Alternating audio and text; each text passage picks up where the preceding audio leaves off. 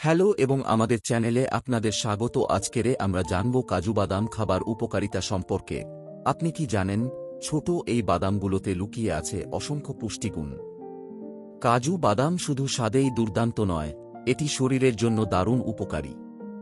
হার্টের স্বাস্থ্য ভালো রাখে। কাজু বাদামে আছে ভালো কোলেস্টেরল HDL এবং কম কোলেস্টেরল LDL কমানোর ক্ষমতা। এতে থাকা ম্যাগনেসিয়াম ও অ্যান্টিঅক্সিডেন্ট হার্টের জন্য উপকারী। কিভাবে খাবেন? প্রতিদিন 4 থেকে 5টি কাজু বাদাম খেলে হার্ট ভালো থাকবে। কাঁচা বা হালকা ভাজা কাজু বাদাম খাওয়া সবচেয়ে উপকারী। ওজন নিয়ন্ত্রণে সহায়ক। অনেকেই মনে করেন কাজু বাদাম খেলে ওজন বাড়ে, কিন্তু নিয়ন্ত্রিত পরিমাণে খেলে এটি ওজন কমাতেও সাহায্য করে।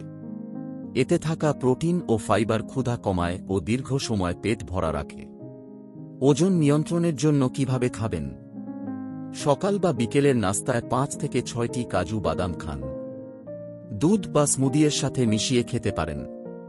হাড় মজবুত করে। কাজু বাদামে ক্যালসিয়াম, ম্যাগনেসিয়াম ও ফসফরাস আছে, যা হাড় ও দাঁতের জন্য খুবই উপকারী।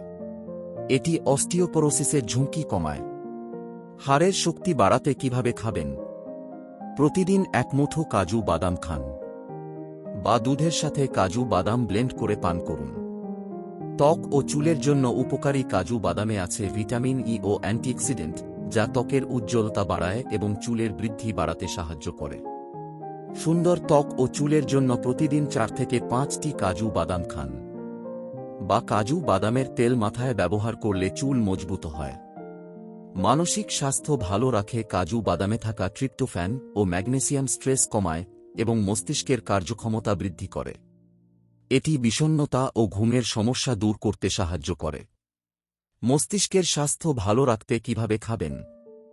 রাতে ঘুমানোর আগে 4 থেকে 5টি কাজু বাদাম খান। স্মুদি বা ওটমিলের সাথে মিশিয়ে খেলে আরও উপকার পাবেন।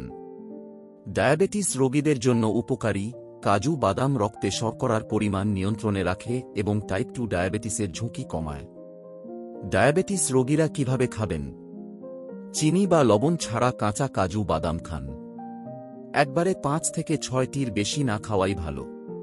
কাজু বাদাম খাওয়ার সঠিক উপায়: প্রতিদিন 5 থেকে 7টি কাজু বাদাম খেলে শরীরের জন্য উপকারী।